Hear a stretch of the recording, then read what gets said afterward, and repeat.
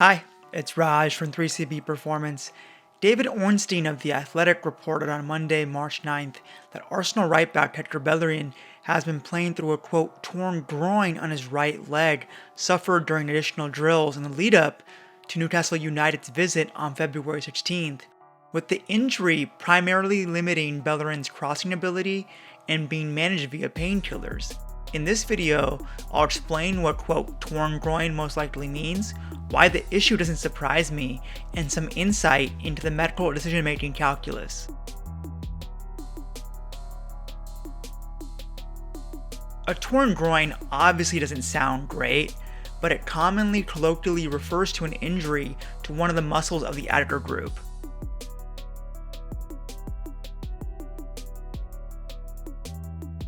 Muscle injuries are categorized into 3 grades with increasing severity.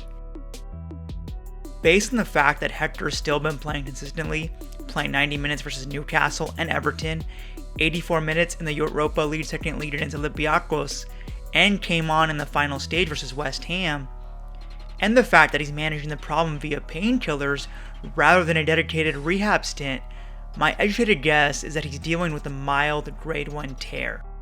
Grade 1 tear is uncomfortable and painful, but typically doesn't limit function. That being said, the adductors are used quite frequently and put under high stress in football, especially during kicking, so it doesn't surprise me that it's painful during crossing.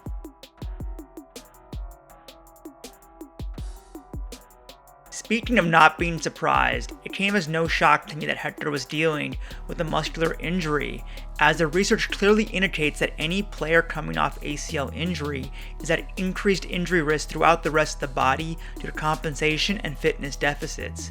It can be up to 2 years to eliminate side-to-side deficits, and therefore a player's second year back is far more telling than their first. Bellerin's injury risk may be even higher due to the heavy minutes he's playing. I constantly beat the drum about patience and subsequent injuries after ACL injury, including in my videos on Bellerin, Rob Holding, and most recently Callum Chambers.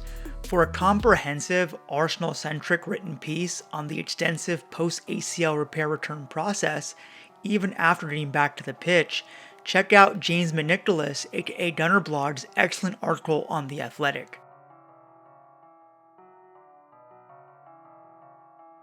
The reality with medical decision making, especially with elite athletes, is that it's far more gray than it is black and white, especially when it comes to lower grade muscle injuries, like most likely in Bellerin's case. It's not quite as simple as Bellerin is injured, so he shouldn't play. Rather, the medical staff, player, and coaching staff have to walk a tightrope of risk-reward that maximizes the player's availability and performance while constantly assessing potential dangers and worsening of the injury. That's doubly true in Bellerin's case, who's trying to re-establish himself as a de facto Arsenal right back under a new coaching regime and potentially win a place in Luis Enrique's 2020 Euro Cup Spain roster as well. From my understanding, Arsenal's medical and training staff are extremely competent, and manager Mikel Arteta is very cognizant of player injuries as a former player himself, so they will continue to monitor the situation closely. I'm confident Bellerin wouldn't be out there if he had picked up a significant tear and/or there was high risk for doing further damage. With appropriate pain management, pain tolerance, and constant reassessment, Bellerin can play through a low-grade muscle tear relatively effectively. There's no guarantee, but that comes with the territory. That's a wrap for this video. Thanks for watching.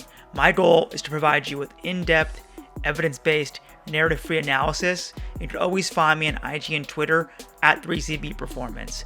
Make sure to sub to the channel and follow along on all social media for the latest updates. 3CB out.